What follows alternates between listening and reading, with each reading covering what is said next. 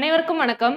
நம்ம பொது தமிழ்ல அழகு 7ல தமிழ் அறிஞர்களும் தமிழ் தொண்டுகளும் அப்படின்னு தலைப்பின் கீழே ஒவ்வொரு அறிஞர்களும் நம்ம பார்த்துட்டு இருக்கோம் இல்லையா? இன்னைக்கோட நம்ம கடைசி இன்னும் இருக்கிற ஒரு 4-5 அறிஞர்கள் தான். இதோட நம்ம அழகு 7 இருக்கிறதுல எல்லாத்தையுமே முடிச்சிடலாம். அப்படின்னா இன்னைக்கு நம்ம ஃபர்ஸ்ட் பார்க்க போற அறிஞர் யாருன்னு சொல்லி பார்க்கும்போது குன்றக்குடி அடிகளார். அடுத்து யாரை பார்க்க போறோம்? குன்றக்குடி அடிகளார். இவர் தான் பார்க்க போறோம். இவரோட இது வந்து ஆசிரியர் கந்தசாமி தம்பிரான் அப்படின்றது இவரோட ஆசிரியர். சரிங்களா? கந்தசாமி தம்பிரான் அப்படின்னு சொல்றது இவரோட ஆசிரியர். இவரோட இயற்பெயர் அப்படின்னு சொல்லி பார்க்கும்போது அரங்கநாதன். இவரோட இயற்பெயர் என்னது? அரங்கநாதன். இதுவும் கேள்வியா இருக்கு. குன்றக்குடி அடிகளாரோட இயற்பெயர் அப்படின்னு சொல்லிட்டு இருக்கு. அதுக்கடுத்து இவரோட சிறப்பு பெயர் அப்படின்னு சொல்லி பார்க்கும்போது தவத்திரு குன்றக்குடி அடிகள். என்னன்னு பாக்குறோம்? தவத்திரு குன்றக்குடி அடிகள் அப்படின்னு சொல்லி பாக்குறோம். பெற்றோர்னா சீனிவாசம் பிள்ளை சொர்ணதாச்சி அம்மையார்.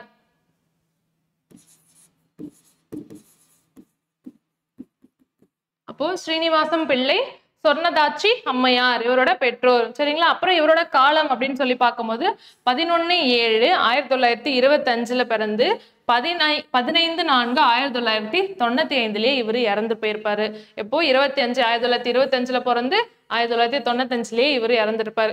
சரிங்களா? அதுக்கடுத்து இவரோட ஊர் அப்படின்னு சொல்லி பார்க்கும்போது மயிலாடுதுறை, அதாவது நடுத்திட்டு கிராமம். நடுத்திட்டுன்றது என்னது? ஒரு கிராமம். அங்க திருவானப்புத்தூர், மயிலாடுதுறையில இருக்கிற திருவானப்புத்தூர் அப்படின்ற ஊர்ல இருக்கிற கிராமத்துல, அதாவது ஒரு நடுத்திட்டுன்ற ஒரு கிராமத்துல இவர் பிறந்திருக்காரு. எந்த டிஸ்ட்ரிக்ட்? மயிலாடுதுறை. சரிங்களா? அதுக்கடுத்து இவரோட நூல்கள் நம்ம எல்லாமே பார்த்திருக்கோம். இயற்பெயர், சிறப்பு பெயர், பெற்றோர், காலம், ஊரும் பார்த்தாச்சு. அடுத்து இவரோடது என்னது? நூல்கள் அப்படின்னு சொல்லும் போது குறட்செல்வம். என்னது? குறட்செல்வம், நியாயன்மார், அதுக்கப்புறம் பாரதி யுக சந்தி. என்னன்னு சொல்றோம்? பாரதி யுக சந்தின்னு சொல்றோம். அதுக்கப்புறம் சிலம்பு. என்ன சொல்றோம்? சிலம்பு அருளோசை. இல்ல இதோட முடிஞ்சிருச்சு. குறட்செல்வம், நாயன்மார், பாரதி யுக சந்தி, சிலம்பு. சரிங்களா? அப்போ இதெல்லாம் இவரோட நூல்கள். இதழ்கள் அப்படின்னு சொல்லி நம்ம பார்க்கிறோம். இதழ்கள் அப்படின்னு சொல்லி பார்க்கும்போது அருளோசை. என்ன இதழ்? அருளோசை. அதுக்கப்புறம் அறிக அறிவியல், மணிமொழி, தமிழகம். இந்த 4மே இவரோட இதழ்களா இருக்கு. என்னென்ன? அருளோசை, அறிக அறிவியல், மணிமொழி, தமிழகம். சரிங்களா? அதுக்கடுத்து இவருக்கு ஒரு விழா, இவரோட நினைவா ஒரு விழா வந்து கொண்டாடுறாங்க. குன்றக்குடி அடிகளார் 100ஆண்டு விழா. அதாவது ஏன்னா இது 2025. அவர் எப்ப பிறந்திருக்காரு? 1925 பிறந்திருக்காரு இல்லையா? இப்ப நமக்கு 2025. இதுக்காக தான் நம்ம என்ன பண்றோம்? குன்றக்குடி அடிகளார் 100ஆண்டு விழா நம்ம தமிழக அரசு கொண்டாடுறாங்க. இது இந்த வருஷம் கேட்கறதுக்கு வாய்ப்பு இருக்கு.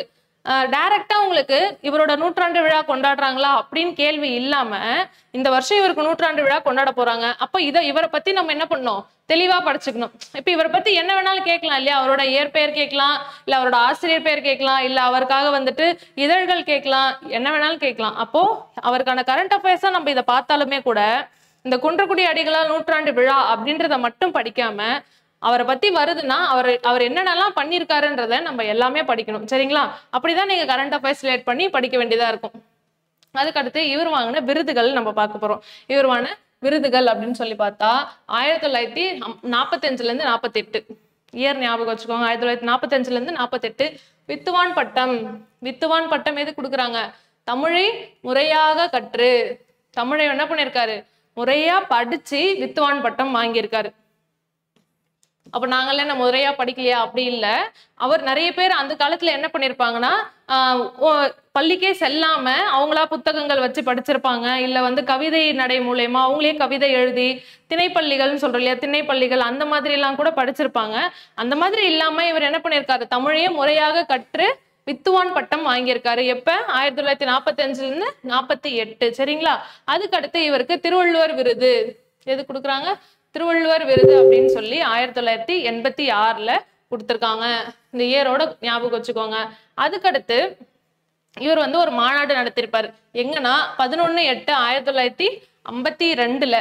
இந்த டேட்டோட நோட் பண்ணிக்கோங்க. 11/8/1952 குன்றக்குடியில எது சார்பா ஒரு மாநாடு நடத்திருப்பார் அப்படின்னா அருணாச்சல தேசிய பரமச்சாரிய சுவாமிகள். அருணாச்சல தேசிய பரமச்சாரிய சுவாமிகள் அப்படின்ற இதுல வந்து அந்த தலைப்பின் கீழே ஒரு பெரிய மாநாடு நடத்திருப்பாரு. டேட் என்னது? 11/8/1952. இடம் எங்க? குன்றக்குடி. சரிங்களா? எந்த தலைப்பின் கீழே நடந்திருக்கோம்? அருணாச்சல தேசிய பரமாச்சாரிய சுவாமிகள் அப்படின்ற தலைப்பின் கீழே ஒரு மாநாடு நடத்திருக்கோம். இதனோட விளைவாதான் நமக்கு என்ன ஆரம்பிச்சிருப்பாங்க அப்படின்னு பார்த்தோன்னா அருள்நெறி திருக்கூட்டம். இந்த மாநாட்டினோட விளைவா என்ன ஆரம்பிச்சிருப்பாங்க? அருள்நெறி திரைக்கூட்டம். இதுதான் ஆரம்பிச்சிருப்பாங்க. சரிங்களா? அப்போ இதனோட மாநாடு எப்ப நடந்திருக்கும்? அப்போ நம்ம அருணாச்சல தேசிய பரமாச்சாரிய சுவாமிகள்ன்ற மாநாடு நடந்துச்சு. என்ன டேட்டுன்னு பார்த்தாச்சு. அதனோட விளைவாதான் நமக்கு அருள்நெறி திருக்கூட்டம் அப்படின்னு சொல்லி ஒண்ணு ஆரம்பிச்சிருக்காங்க. இந்த அருள்நெறி திருக்கூட்டம்ன்றோடைய முதல் மாநாடு எங்க நடந்திருக்கு அப்படின்னு சொல்லி பாக்குறோம். அது 1954.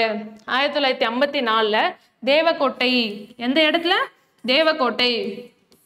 நல்ல ஞாபகம் வச்சுக்கோங்க. யாரோட தலைமையில முதல் மாநாடு நடந்துச்சுன்றதும் கேள்விதான். யாரோட தலைமையில? ராஜாஜி தலைமையில். தேவக்கோட்டையில ராஜாஜி தலைமையில 1954 இதனோட முதல் மாநாடு அருள்நெறி திருக்கூட்டத்துடைய முதல் மாநாடு நடந்துச்சு. சரிங்களா? அதுக்கடுத்து 1972 இவர் வந்துட்டு சோவியத் ரஷ்யாவுக்கு போயிருப்பார். எங்க போயிருப்பாரு? சோவியத் ரஷ்யாவுக்கு போயிருப்பாரு.